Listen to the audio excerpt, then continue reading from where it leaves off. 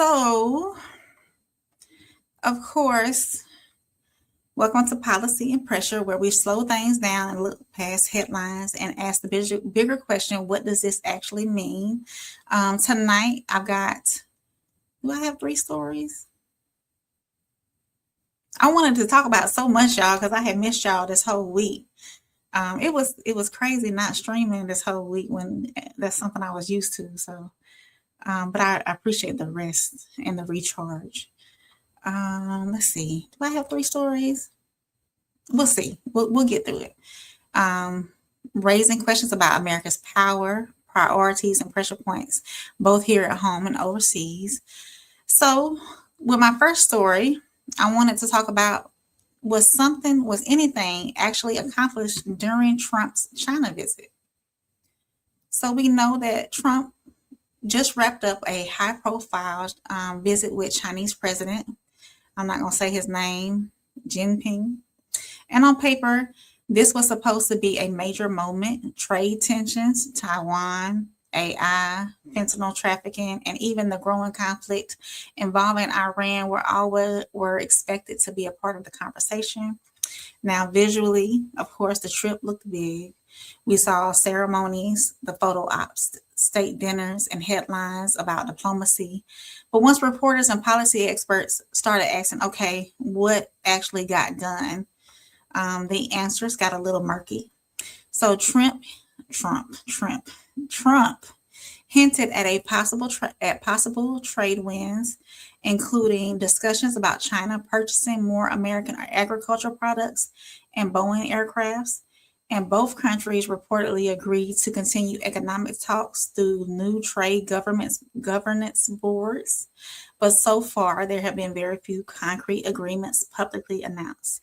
So here's where it gets interesting, though. On one side, Trump said progress was made, and on the other, China's messaging sounded more cautious, especially around Taiwan and security issues.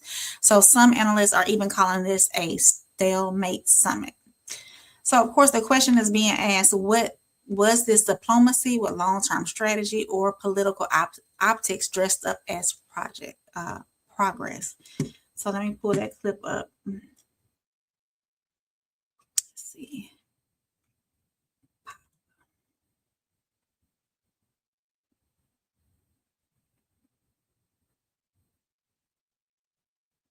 There we go. Let's see. I'm coming, y'all. I'm coming. Thank y'all for rocking with me. There we go.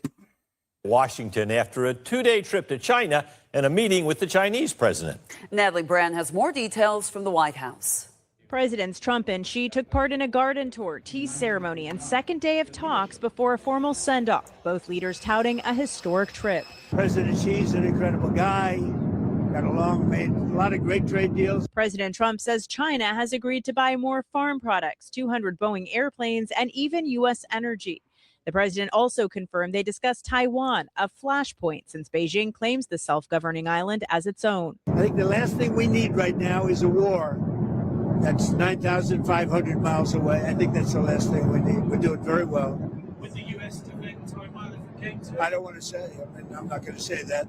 The president said he would make a decision soon on a previously approved multi-billion-dollar defensive arms package for Taiwan. Lawmakers have questioned why the president is stalling. State Department brought something to Congress. We made a decision on it quickly, and the president is the one that's holding it up. Look, we got to arm Taiwan so they can defend themselves for deterrence against. Chairman Xi is obviously very aggressive, and he showed that at the summit. The U.S. conflict with Iran was also in focus since China is Iran's largest trading partner. But President Trump said he doesn't need Xi's help. I'm not asking for any favors, because when you ask for favors, you have to do favors in return. We don't need favors. Iran said Friday it doesn't trust the Americans and appreciates the diplomatic help of others. Chinese have a good intention, so anything that can be done by them to help. But the standoff in negotiations remains over Iran's enriched uranium. China's foreign ministry said President Xi will visit the United States this fall at the request of President Trump, as China touted the summit this week as, quote, historical. So there y'all have it. Boom. So what do y'all think? Do y'all think something got accomplished while he was over there, or was it just, I'm gonna say, a dog and pony show? Miles said, I witnessed something similar, but the car flipped on its roof. Yeah. Miles said China is planning to take Taiwan, which is an ally to U.S. That's the reason for stalling. Aryan. Sorry if I mispronounced you, but he said, they said, worst president ever. He's a crook and that's your opinion. I appreciate it. Make sure you like, subscribe, all that other good stuff. So, and share, of course, share. The next story I have, let's shift to immigration, because the story could affect universities, jobs, and visa policy across the country. ICE says it has identified more than 10,000 foreign students tied to what officials are calling suspicious employment activity connected to the OPT program. That's the optional practical training, which allows international students on F1 visas to legally work in the U.S. after graduation. So according to investigators, some companies listed as employees reportedly turned out to be empty office buildings, locked facilities, or shell businesses with little evidence of actual operations. So officials claim thousands of students may have been linked to these questionable employers. So let me be clear, being flagged does not automatically mean guilt. But ICE says this investigation touches concerns involving visa fraud, employment scams, and even national security vulnerabilities. So this raises questions, of course. How do you crack down on fraud without unfairly hurting legitimate students who came here the right way to study and build careers? For many international students, this program is their pathway to opportunity. So let me pull up that video for y'all. Let's see. This one is shorter. I'll play this one right here. Hold on. Let me quick to talk when I hit the button. Immigration fraud now identifying thousands of foreign students who claim to be working for employers by abusing a controversial visa work authorization program. ICE says more than 10,000 foreign students are taking part in potential fraud through a program that allows them to extend their stay in the U.S. after graduating from college. They can do so for up to 2 years, in fact. That program is the federal government's optional practical training program called OPT. This is only the tip of the iceberg. Many of these employers include NGOs engaged in suspicious activity. We've discovered empty buildings and locked doors at addresses where hundreds of foreign students are allegedly employed. In many cases, multiple OPT employers claim to operate from the same address, but none actually lease the facility.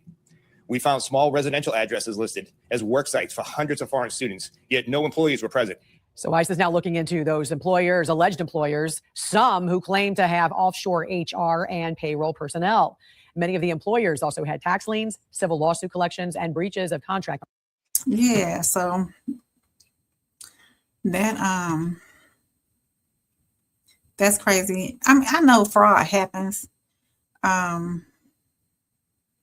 for those students who come here, and do it the legit way, it's tough, because then you'll have tougher policies. Trisha said Trump is definitely stalling.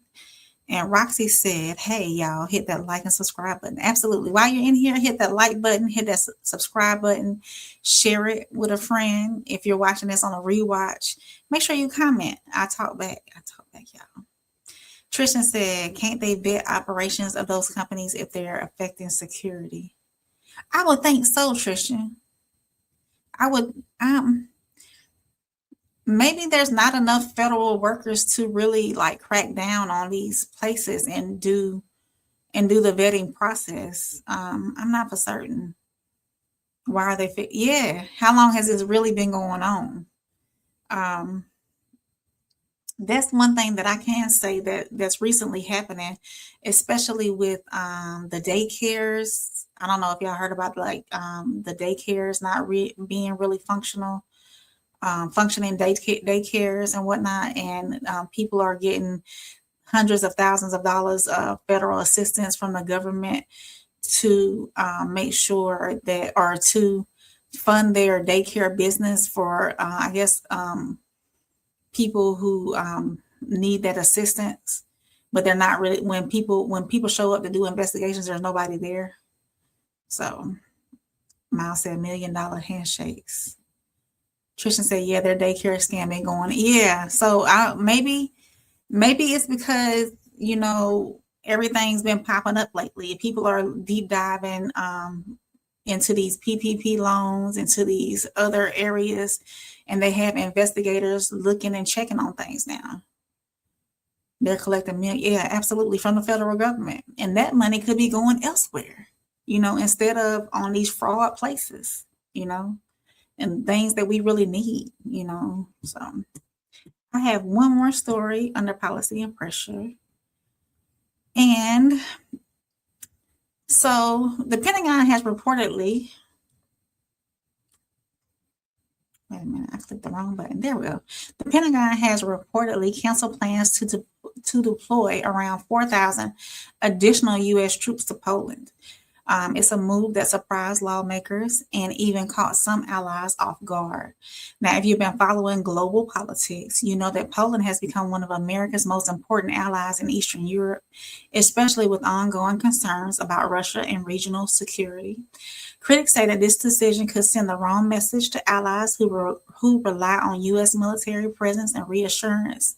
Supporters, however, argue Europe should carry more of its own defense burden instead of depending on so heavily on American troops.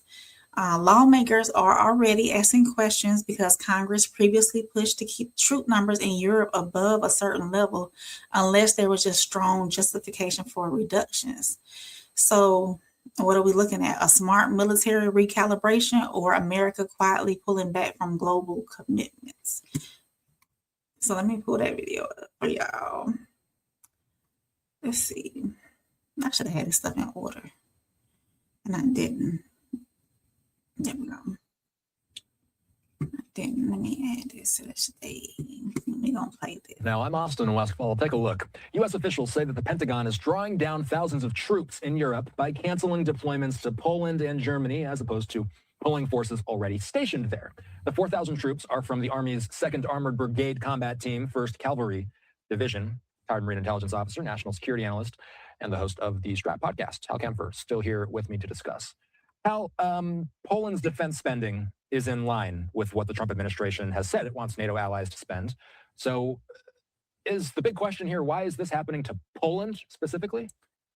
Austin, that's actually the question that Poland was asking, which is why is this happening to us? Because Poland is almost, they're getting very close to that 5% of GDP investment in defense. They have been very much closely aligned in policy, strategy with certainly what Washington wants to see happen with NATO. They've been very generous in terms of putting up U.S. troops and other NATO troops in their country, paying for their housing and a lot of other things. I want to go back to this. Paying for their housing and a lot of other things. I want to go back to this. Let me find it. It's not going to let me pull it up. There it is. It says the decision to withdraw troops follows a comprehensive, multi-layered process that incorporates perspectives from key leaders in EUCOM and across the chain of command. This was not an unexpected last-minute decision, and it would be false to report as such. Okay. We're going to listen for a few minutes, and I'm going to move on. Certainly what Washington wants to see happen with NATO. They've been very generous in terms of putting up U.S. troops and other NATO troops in their country, paying for their housing and a lot of other things that was really kind of above and beyond. So Poland was a little bit confused, but it was kind of clarified later this afternoon when they basically said, and it was somewhat confusing, this is a rotation force. This is not forces that are like permanently stationed there. They stay there all the time. They live there with their families. This is a rotation force that goes in. I think it was going to do like a 9 or 10 month rotation, then rotate out. And the advanced part of that, the equipment, a lot of other things had already been rolling into Poland, so it was already there. So it was suddenly turned off, and it was rather confusing. And what it boiled down to, as I explained this afternoon, was, look, we only have so much money in the defense budget, and there is no special additional appropriation for the war in Iran. That's coming out of the defense budget. And they explained that there's going to be a lot of things, a lot of routine training, a lot of permanent change of station moves throughout the Department of Defense or Department of War, a lot of things that are rather routine that we do that are going to be curtailed. And this is one of them. They're just simply not going to rotate that force in because we just don't have the money to do it. And I thought that was rather an interesting explanation. Certainly, everyone was kind of worried after what just happened with Germany. They said, "Oh no, is this some broader policy change?" I don't know if it's a broader policy change. I just think it's a budget issue and with major implications. So he's basically saying that it's just a budget issue, especially with the drawdown that they're doing in Germany as well. I know they were pulling out like 5,000 troops from Germany, a whole brigade combat team from Germany. And then now they're talking about Poland as well. So it's, I would say, a slight reduction. Yeah. So, but anyways, appreciate y'all watching. Of course, if you're here, make sure you like, subscribe, share this with somebody who wants to hear it. And even if they don't want to hear it, just hit share. It helps the algorithm, of course. And if you're catching this on the rewatch, make sure you leave me a comment. Because I talk back. That's okay. So moving forward, I am going to move on to Hometown Rain. And my Hometown Rain is going to cover a story that hit close to home.